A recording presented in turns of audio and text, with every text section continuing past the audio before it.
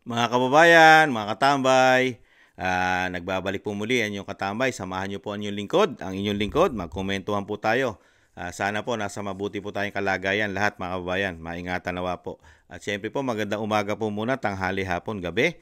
Madaling araw po sa atin lahat mga kababayan. Naway kahit po saan sulok ng ating bansa at syempre po kasulok-sulukan ng mundo. Naway maingatan po ang ating mga kababayan. Tayo pong lahat mga kababayan. Ito po, komentuhan po natin mga kababayan. Na nakakalungkot po. Ito pong isang police vlogger po na si Patrolman, mga tambay, na i-vlog na po natin. Ito po, nahuli po, hinuli na po, at kakasuhan na po ng Napolcom, mga tambay. Kakasuhan po nila, mga kabayan. Ibang klase po. Pagka nakita na meron ka pong simpatsya sa ating bansa at meron ka pong paninindigan sa sa iyong pagkatao at talagang may prinsipyo ka, hindi po kasi pwede sa kapulisan ng may prinsipyo, mga tambay. Mukhang kakasuhan po yata ng sedition, mga tambay. Ang patrolman, mga tambay. Nakakalungkot naman po. Iba po. Martial law na po ba? Martial law na po ba sa ating bansa? Martial law na po ba sa Pilipinas? Bawal na po magpahiwatig ng saloobin? Dahil sa nakikita ni patrolman ang ating mga kapulisan at karamihan po yata sa ating mga general ay sa politiko naglilingkod, hindi sa taong bayan. Mga kabayan, pahinga po natin ang balita. Leia, ano ang sunod na hakbang na gagawin ng QCPD dito sa nahuling pulis na sinasabing nagpo-post ng kanyang mga komento laban sa gobyerno? Magandang tanghali sa iyo, Ella. Lilitisi na may transparency at alinsunod sa due process ang kaso ng isang pulis na naghihikayat na umano ng pag-aaklas. Sa isang pahayag ngayong umaga, tiniyak ni PNP Public Information Office Chief Police Colonel Randolph Tuanyo ang integridad at pagiging neutral ng Philippine National Police. Ito'y matapos formal ngang sampahan ng reklamo sa Quezon City Police District si Patrolman Francis Steve Talion Fontillas ng inciting to sedition dahil sa umaray paghihikayat ng pag-aaklas. Iginitituan nyo ang kaso laban sa naturang pulis ay bunsod ng hindi otorisado at may bahid politika mga social media posts kaugnay ng mga ulat tungkol sa umaray pag-aresto sa dating Pangulo ng Bansa. Samantala, sinabi naman ni PNP Chief Police General Romel Francisco Marbil, ang social media ay hindi isang plataforma para sa personal at pampolitikang agenda. Nabatid na base sa tala ng District Personal Records and Management Division, si Patrolman Fontillas ay nakatalaga sa District Personnel and Holding Admin Section mula pa noong February 20, 2025. Ngunit siya ay idineklarang absent without leave o AWOL mula March 6, 2025. Ella?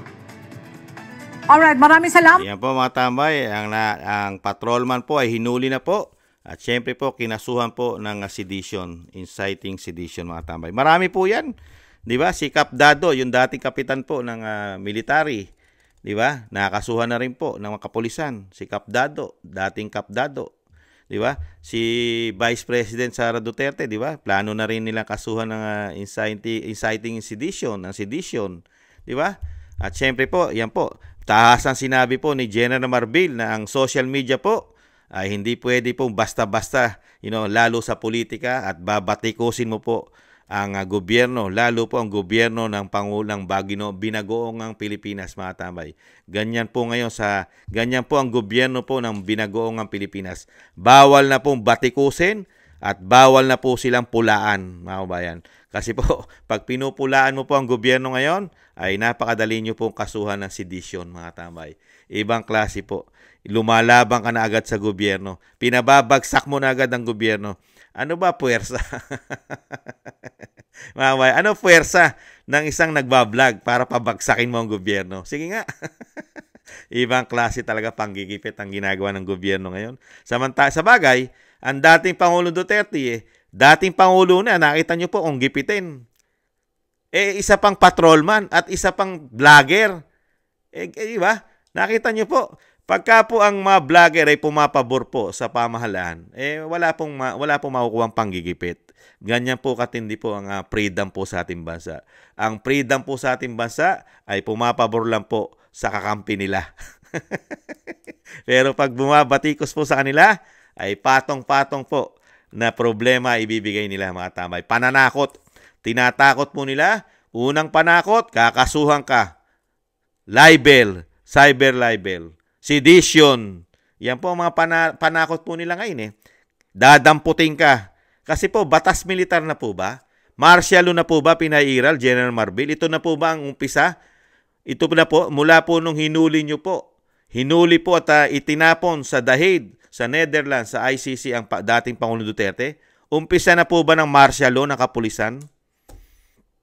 Mga kabayan, ibang klase po pala sa ating bansa. Lingkod bayan po ito. Ito pong mga kapulisan natin, lingkod bayan po ito. Pero ang tinututukan po na talagang pabagsakin ay ang mga Pilipino nagpapasweldo sa kanila. Pero nakita nyo po ba inimbestigahan nila ang mga issue po, lalo ang issue ng droga ng Pangulo? Inimbestigahan po ba nila si Cathy Binag man lang? Na nagpapakalat po na drug addict at bangag lagi ang Pangulong Marcos? Inimbestigahan po ba nila si Cathy Binag? Nagtatanong lang po si Kamano, mga kabayan. Kaya po, yan po ay dadanasin po natin yan, mga tambay. Pag po nanatili sila sa pwesto at kapangyarihan, mas malala pa ang mararanasan natin dyan. Komento ko po, mga tambay. Ngayon pa lang, nakita nyo po, wala pang 3 taon. Ano po ang nangyari sa atin? Issue po, mismo ang Vice President, dating Pangulong Duterte, mga estapang pera. Laganap na korupsyon sa ating bansa ayon sa Vice President. At nakita nyo po ang ginawang trabaho lang sa atin. Nakita nyo po ba? Napakaraming pinangako, minatupad po ba? Lalo sa ating pagkain, sa ating mga gastusin, sa ating mga trabaho. Ano po, dinala po tayo sa sobrang taas ng gastusin, lalo ang bilihin. Mga proyekto, wala tayong nakikita. Nakita nyo po, ang nakita po natin, politika, korupsyon, lalong-lalo ang pagpapabagsak sa mga Duterte. At syempre po, sa mga nagsisimpatsya sa mga Duterte. Mga tambay, pag lumalaban ka sa gobyerno at kinikriticize mo ito at talagang pinahatid mo sa pamahalaan ng kanilang hindi magandang nakikita ng Pilipino, bawal po ngayon. Bawal po. Bawal. Lalo kung sasabihin mo ang iyong freedom of speech at freedom of expression, medyo magkakaproblema ka niyan sa pamahalaan. Bawal na bawal po sa kanila ngayon yan. Mga tambay, una-una, kakasuhan ka ng libel niyan. Libelous daw ika. Libel. Dahil naninira ka. Mga tambay. Ang tanong, ano performance? May performance ba? Ano performance? Masama ba magsalita? Lalong-lalo ang ginawa nyo po, na pilit nyo po itinatama na walang jurisdiction sa atin ng ICC. At ang ICC ay may pangunahing prinsipyo po sila. Yung prinsipyo po nila ng kanilang batas, yung kanilang Rome of Statute, di ba? Na hindi sila basta-basta papasok sa bansa. Mga tambay, kung hindi kinakailangan dahil sila po ay last resort lang po sila ng bansa. Mga tambay, at ang ICC po hindi nakikidnap. Hindi po nakikidnap po yan. At ang ICC po, ang sinusunod po niyan ay yung judicial system ng bansa. Sa pamahalaan po ba natin, nasunod po yan? Hindi po. Kaya nga po binatikos. Kaya po binatikos ni Patrolman. Dahil nakita niya ang ginawang proseso sa paghuli ng dating Pangulong Duterte. Nakita niya. Pati nga naman warrant of arrest. Sa cellphone lang binasa. Kitang-kita ng taong bayan yan dahil naka-video yan. Hindi pwedeng pasinungalingan yan dahil may record po yan. Na video po yan at kumalat po sa social media yan. Di ba? Kaya mga kabayan, nakakalungkot po. Ito po ang dinanas natin. Nagtiwala po tayo sa gobyerno ng binagoong Pilipinas. Nabibigyan po tayo ng napakagandang panunungkulan, pamamahala. Ibabangon po ang ating bansa. At yung ginawa ni dating Pangulong Duterte na 6 na taon, lalo sa ating bansa, ay hihigitan pa niya at mas higit pa ang gagawin. Ang nangyari po, ganito po ang ginawang trabaho sa atin. Ganito po pala. Lahat ng ginawa ni dating Pangulong Duterte, hihigitan niyang ibagsak. Ganon po pala mga tambay. Pati po ang ating kapulisan. Ano po ang makukuha pa nating respeto sa mga kapulisan? Mairerespeto pa ba natin itong ganitong trabaho? Imbis na ang tutukan ng kapulisan ay lumalaganap na droga, lumalaganap na krimen, Lumalakas na namang CPP, NPA, NDF, mga NPA, mga terorista. Lumalaganap. Nagkakamatay at pati mga dayuhan napapatay na sa ating bansa. May mga advisory na ang ibang bansa na iwasan ng pumunta sa Pilipinas hangga't maaari. Nanguna nga dyan ang Australia. Meron na silang advisory sa kanilang mga kababayan. Pero ang ating kapulisan saan nakatutok? Saan nakatutok? Pag binatikos mo ang pamahalaan. Doon sila nakatutok. Saan nakatutok? Sa mga Duterte at saan po? Sa mga vlogger. At ngayon po, pati pulis na nag-vlog, na disgrasya na, mga bayan. Kaya hindi malayo. Marami pa yan, mga tambay. Marami pa yan. Dahil mismo ang NBI, nagbitaw na po ang NBI, talagang iniipon na po nila lahat ng video. Lahat po ng video na vlogger na nakikita po nila na pumapabor kay dating Pangulong Duterte, iniipon po nila yan. Pero pagpapabor po kay Pangulong Marcos, hindi po nila pwedeng ipunin yan, mga kabayan. Kakampi eh. Kakampi. Ay, nako, patawarin kayo. Panapanahon yan. Pagka po ang inyong Commander-in-Chief ay hindi na Pangulo, tingnan po natin kung tama po lahat ang ginawa nyo.